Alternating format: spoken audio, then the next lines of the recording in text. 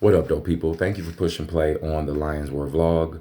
We are on chapter 60 of the first book of Adam and Eve, and we're going to jump in. Hit that subscription button, share this information with somebody. If it resonates with you, you probably know someone who would resonate with. Share this information. I really, truly appreciate it.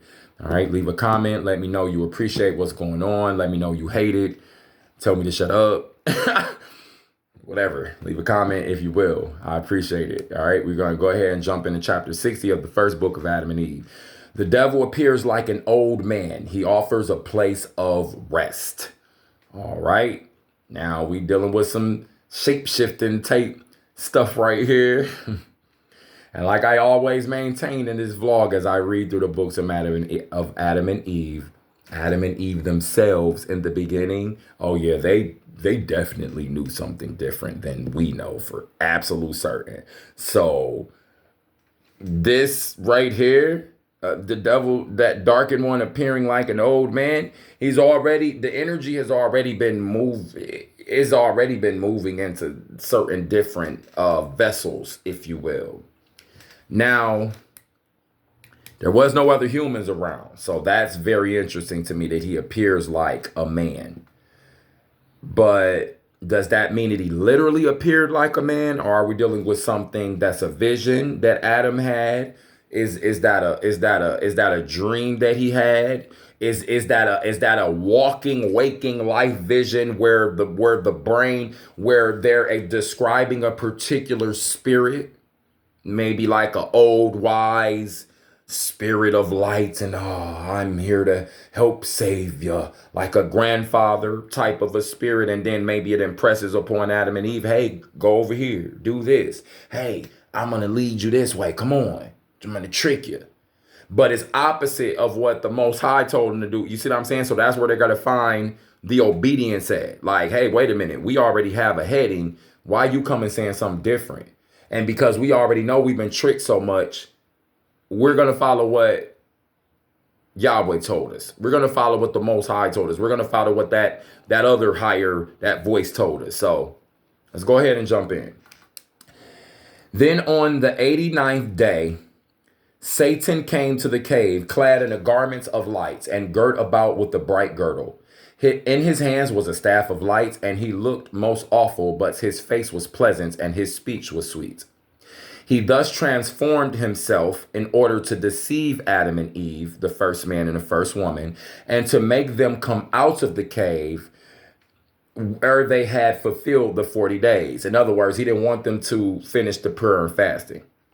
For he said within himself, now that when they have fulfilled the 40 days fasting and prayer, the Most High God, Yahweh, would restore them to their former estate. But if he did not do so, he would still be favorable to them. And even if he had not mercy on them, would he yet give them something from the garden to comfort them, as already twice before. So Satan is really a hater. He don't even want them to have no consolement.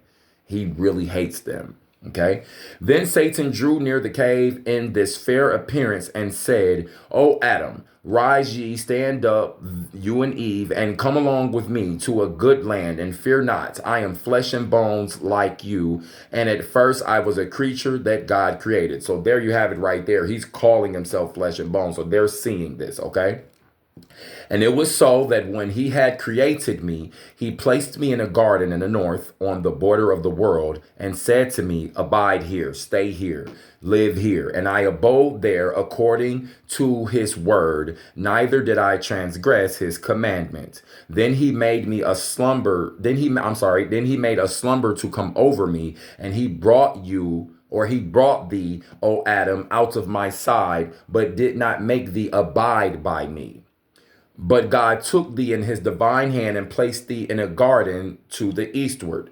Then I grieved because of thee, for that while the Most High had taken thee out of my side, he had not let you abide with me. He had not let thee abide with me. But God said unto me, grieve not because of Adam, whom I brought out of thy side, so no harm will come to him. For now I have brought out of his side a helpmeet for him, and I have given him joy by doing so. Remember, Satan is lying here. The Lucifer is lying to them. So just follow, stay up with it. Then Satan said again, I did not know how it is ye are in this cave, nor anything about this trial that has come upon you, until God, the Most High, Yahweh, said to me, behold, Adam has transgressed. He whom I had taken out of thy side, and Eve also, whom I took out of his side, and have driven them out of the garden. I have made them to dwell in the land of sorrow and misery, because they transgressed against me and have hearkened to Satan. And lo, they are in suffering unto this day, the 80th. Meaning like around the 80th day, okay? Unto this day, they still been in suffering. And they will be until their race has that salvation, which allows them to be able to get back to the higher state, even if the trajectory on earth physically has not got back there yet, or even if things have not been even if things are not ready for physically the things to be there, they're going to have access to a higher power to give them strength to defeat the wiles of that darkened one. But before then, they about to go through it. And I will choose. This is the Most High saying, his spirit saying, my spirit, I will choose if I'm going to intervene or say, or if how I respond every time they ask me something until then. That's what it was. Okay. So it's deep like that. Then God said unto me, arise, go to them and make them come to thy place, and suffer not that Satan came near them and afflict them, for they are now in great misery and lie helpless from anger. Lie helpless from hunger. So he's still lying to them. He further said to me, when thou hast taken them to thyself, give them to eat of the fruit of the tree of life, and give them to drink of the water of peace, and clothe them in a garment of light, and restore them to their former state of grace, and leave them not in misery, for they came from thee. But grieve not over them, nor repent of that which has come upon them. But when I heard this, I was sorry, and my heart could not patiently bear it for thy sake, O my child. He laying it on thick now. But, O Adam, when I heard the name of Satan, I was afraid. And I said within myself, I will not come out, lest he ensnare me as he did my children, Adam and Eve. And I said, O God, when I go to my children, Satan will meet me in the way and war against me as he did against them. Then God said unto me, fear not, when thou findest him, smite him with the staff that is in thine hand, and be not afraid of him, for thou art of old standing, and he shall not prevail against you. Then I said, O my Lord, I am old, I cannot go. Send thy angels to bring them. But God said unto me, so now he's real. Let me keep reading. But God said unto me, angels verily are not like them, and they will not consent to come with them. But I have chosen thee, because they are thy offspring, and like thee, and will hearken to what thou sayest. He's really weaving a serious, bold-faced lie right here. God said further to me, if thou hast not strength to walk, I will send a cloud to carry thee, and alight thee at the entrance of their cave. Then the cloud will return and leave thee there. And if they will come with thee, I will send a cloud to carry thee and them. Then he commanded a cloud, and it bare me up and brought me to you, and then went back. And now, O my children, Adam and Eve, look at my hoar hairs and my feeble state, and at my coming from that distant place. Come with me to a place of rest. I want to look up this word HOAR here. Bear with me. I want to look it up because I wonder if that means coarse or matted or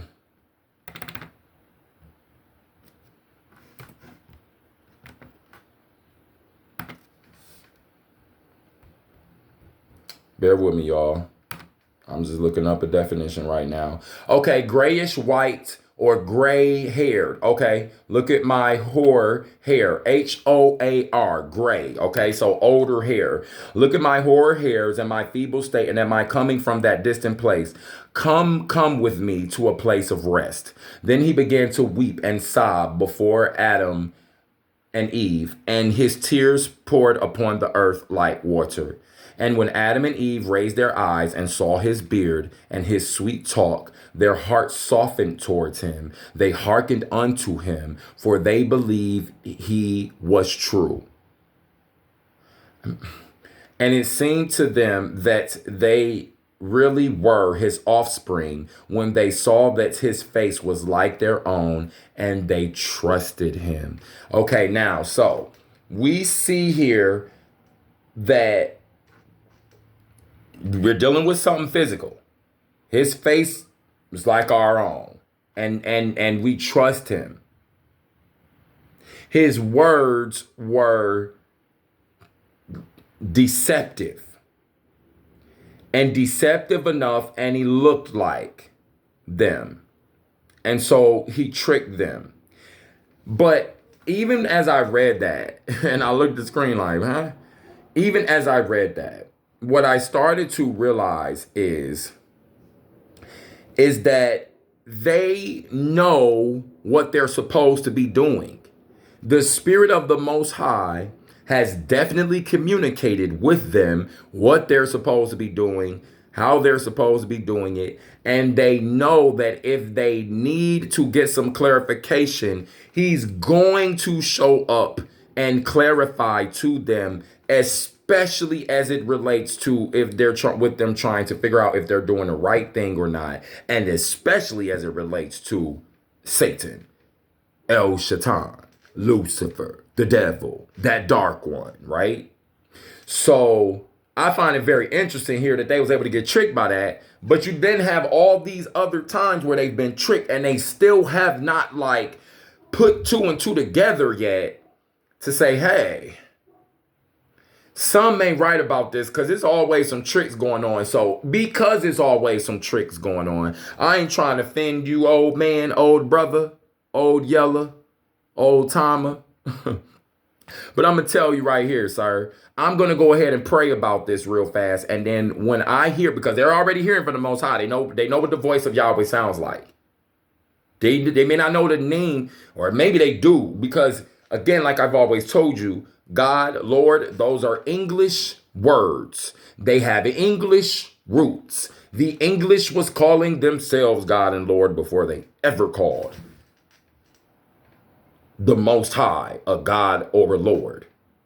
So maybe they were saying Yahweh. I don't know. But they know as what's being as represented the highest spirit. They know its voice.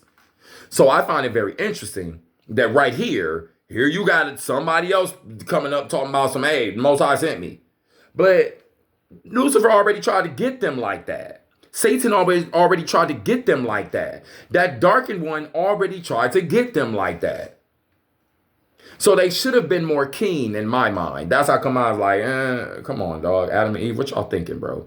Because you already know what he's on. He's already tried to get you like that. Hey, the Most High sent me. And Adam and Eve falling for it each time. It's something, it goes to show you. See, we here now as humans that have in 2025. It's only been 2025. I'm sorry. It's 2025. It's only been 2025 years since the beginning of the Gregorian, that Roman calendar. Humans been around for a second, though. So let's just say, those of us here in 2025, according to the Roman calendar, right? As advanced as we are now, we have more wisdom and intelligence and opportunity and even technology to be able to look back at things and see bigger pictures. You know, we can see, and we could look back and see like what's going on. And us here now, we're in a different state. So some of these things may just seem like, when you kind of look back at it, and you can look and see from looking at the overall work, or you read it and you're reading it and you're seeing it in big picture. And it's like, yo, when you look at it, like, what was the issue that they was having where they couldn't figure this out? But when you look at early humans versus how advanced we are now, the things we have created, this is why I was hinting at the technology and things, how we've advanced. And I'm not making men at the top, because I'm sorry, but humans have never presented the case for being able to be called the highest one. Like, they're it. Humans are it in all of existence. That's it. It's only, I'm sorry. No, heck no. Heck no. I would even say some of the animal species are higher than the humans as far as it goes. Some of these dolphins and octopus and all these different animals and different things got lights on them and all this different stuff, man. And ironically, when you get to talking about like the early beginning of the humans, Adam and Eve, all the lights and everything, it talks about how the beings, they had lights on them. We have beings on the earth right now that got lights on them. We have beings on the earth right now that emit electricity. So early humans definitely were seeing and understanding something different. And even though we look at them and be like, man, they should have known. Early humans. So maybe it really was difficult for them to grasp all of this stuff. Which then makes me wonder if a lot of this was spiritual in nature anyway. Because maybe that was why they had such a hard time grasping things. But then as you see right here, it says like his face looks like ours. So then it's like, you gotta look at that. All right. That's it. That's the end of this chapter. We're gonna go ahead and jump into chapter 61 next. Thank you for coming back. Subscribe, hit that notification bell. If this resonates with you, please go back and listen. What I have done is I started with Genesis. I know Genesis is not complete. If you take the journey and you follow, then you already know at Genesis 5, once right there at Genesis 6, where the story of Noah starts, I felt the Spirit say, jump into the books of Adam and Eve right here. And literally the timeline is going to lead me right back into Noah. It's going to flow right back into it. And that's just how the Spirit wanted it to happen. So that's what I've done. So if this resonates with you, please go back and start at Genesis and then come all the way. If you ain't, come all the way to where we are and then jump on the journey and let's keep going. Because I'm reading through the entire Bible, the entire Keber Nagast, the entire Apocrypha, the books of Mary Magdalene or Mary of Magdala, these scroll fragments that they found about her, the books of Enoch. I got the Testament of the any and everything that would have been in the Ark of the Covenant. We going over all of it. Yup. Sacred sources, spiritual sources, books that deal with the true history of Yahshua and what he would have been when he walked on the planet. Oh, we're going to get into them things real good. Yup. We're going to get into the life of Yahshua, or Jesus, if you will. We're going to get into some cultural things as we read and as we go. All right. But mostly here is the reading and the responding is going to happen in the reading and response. And his Spirit is going to move and teach us as we go. Y'all be blessed. Deuces.